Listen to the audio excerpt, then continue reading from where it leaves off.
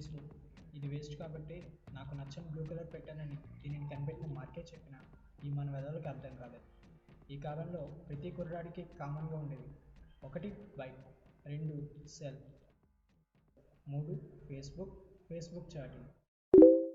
దాంతోపాటు I love you. I hate you.